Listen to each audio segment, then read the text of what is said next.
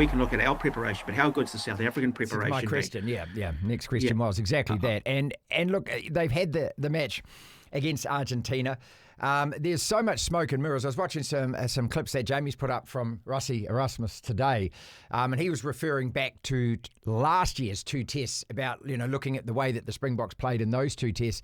But he also did actually say that look, they have got to revert to type mentality. And I like the way he described that. He just said, look, this is it's almost a safety net so that if the players start doubting themselves, they know that they've got this.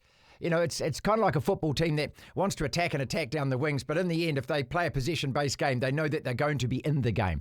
So I suppose the long-winded question, Mark, goes back to you, is their preparation. And it's all in-house, it's all in camp. And this is the fascination, isn't it? That we're not going to know until we actually get to see it. And I don't know how many people actually know, apart from those that are in that camp. Yeah, look, I think they're just implementing what they've got away with. They seem to have been a side in recent times who, again, whatever team they put out on the park, they've looked effective, they've looked match fit, they've looked game fit, which contradicts almost what I've said, the importance of being match fit heading in.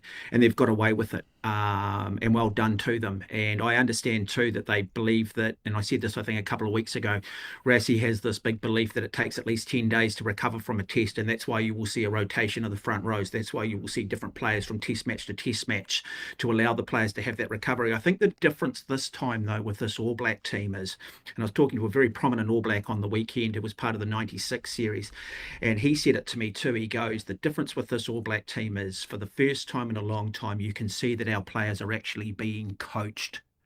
And that's where I think you've got to, this is where South Africa, it's easy to look back on what the last 4, 5, 6 years is. I think, it's definitely under Scott Robertson. I think there was more man management and the whole sort of culture coaching, and probably to a lesser degree under what we saw with Ian Foster. But I think with this group, we're actually seeing coaching. We're actually seeing great players becoming even better, good players becoming great players so far under what I've seen with Dave Rennie. And that's where I think South Africa's approach might just come undone a little bit if they think they can just turn up with not a lot of game time and just do what they've done in the last 4 or 5 years against this All Black side. So look, is their preparation ideal? I don't think it is. It's all about momentum, isn't it? You kind of feel that the All Blacks are gaining some, but then again, we're all on the optimism train, John, and so, we could get slapped in the face in the first 5 minutes or so. What are your biggest concerns in the opening stanza of this game? Are they conceding penalties? Are they the box kicks? Are they nerves? Are they trying too much too soon? What do you see? Because I think that opening 10 or 15 minute period is going to be absolutely vital to this game. Oh, discipline is huge, especially under an English referee. And we've already had one in the first game, and we gave away 3 yellow cards in that game. And you just can't simply afford to do that against the Springboks. So discipline's been a massive one for the All Blacks, hasn't it, for years? So that's the one I want to get off to a good start with. We know we're going to chance our hand early. It's what we've shown in these 3 URC games. So mistakes as well. You can't invite South Africa into our 22 because what we've shown as well is our defence can't hold out for too long on our own line. So defence, mistakes and discipline. Those are the 3 big things against South Africa that I think we need to prove because the rest of our game should flow nicely. If we get all those things right, I think we've got enough attack and enough danger players to open them up.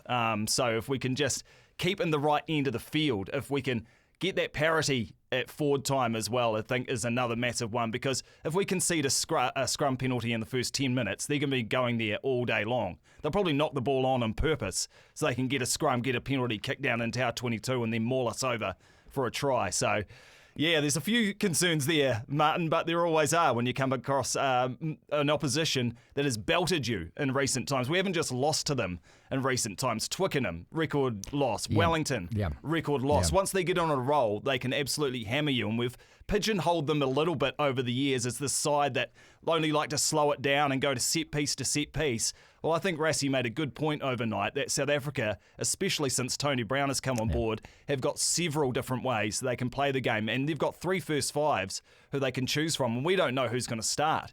And it could be Lebok, Sasha, or Hondre. And all of them play so differently and will come with different tactics. So they're going to keep their powder dry as well. Normally, Rassie names his team early in the week. We know it by now, But he's just like, nah, you don't get a look, All Blacks. So you're going to wait till Friday morning New Zealand time to find out how we're going to play. the cat and mouse aspect, Mark. These two coaches, really fascinating, isn't it? That it's almost like two kings preparing for war with their armies, and how they're actually going to approach all of this. Dave Rennie, has he had enough time? Is there ever enough time? But, you got to remember that he had the team a week before that first test against France. I think I've counted about 15 or 16 weeks. That's it? Is that enough time for any coach to really get a team together to go to South Africa and win a test series? Probably not, but we've got no choice here. Look, I put that down to the New Zealand Rugby Administration. I think the coaching decisions we've made over the last 6 or 7 years have been nothing short of nepotism, and the best coaches haven't been made available. As I said, we've got a guy who's actually coaching now, but they are professional. A lot of these All Blacks, they are used to going from NPC to Super Rugby sides to playing internationally and having to adapt very quickly to a whole lot of coaches. So I think they've come together pretty well under the circumstances. Look, going back to the start of this All Black game, I'll keep saying it, we've got to start well. Yeah, we've got to be measured. We've got to get Fabian Holland up, assuming he starts. We've got to steal a bit of line out ball early. We've got to make sure we exit. That's going to be a big thing if they're kicking off to us. Let's get those basics right initially. We can't have those little mistakes. Obviously, I like the point John said about scrummaging. Look, I think Jason Ryan is the guy who's going to be under the spotlight here. Last year, he was in charge of that forward pack, and we went backwards big time. Now, there are other All Black coaches that are clearly having involvement on scrum time, but, if we get Lomax, we've got the group, and we can actually just have parity with them, we are going to put a little bit of doubt in their head early on. But also, if we can score early, then suddenly they're on the back foot. The best thing you can do against a team who's not used to losing is put a bit of adversity on them early. And also score with pressure, yeah. Yeah, score early and go, we haven't been in this situation before, what do we do? And so, that first 15 minutes is going to be crucial. Man, we need to stay calm. And, and I keep saying it, more often than not, we're not great starters in a test match. Yeah, haven't been of late. The emotions is one thing that I just don't know, how the coach prepares those players for. We've got a lot of experience, and I look to our Centurions. I look to our captain. I look to Cody Taylor. These guys are going to play. We know that. Just to be able to somehow prick the balloon of these guys, because the temptation, isn't it? It's just the ego and the testosterone. I can imagine it must take over. And I've never been to the stadium, but everyone calls it a cauldron and everything, with all the expectation building up to this. I mean, how hyped we're getting. There's going to be emotion absolutely everywhere. And so when I look at the All Blacks 23, especially on the bench, I'm thinking I want experienced players out there, not only at the start of the game, but at the end of the game to ice it off. So I'm looking at both Anton Leonard-Brown and Rieko Ioane on my bench just to provide that experience. And they both look like they've got the bit between the teeth at the moment. They both look really determined to prove everyone wrong. They're the two guys in the squad that no one wanted in there in terms of the media and the public. That was like, nah, we don't want Rieko or ALB near this team. And they've looked like they want it really bad over there, and they look like a couple of guys who are making the right decisions at the right time. And they've, 80, 90 tests each. So I'd like them out there to finish the game, because it's not going to ease up, is it? It's going to be relentless. It's going to be an incredible 80 minutes of rugby. Mark, let's look at that team, because myself and TJ had a go at picking it yesterday, and we agreed on most. I think most of us think we know most of the names, but there are a few positions, and especially the bench, and I think John's right, the 5-3 split or the 6-2 split for a start.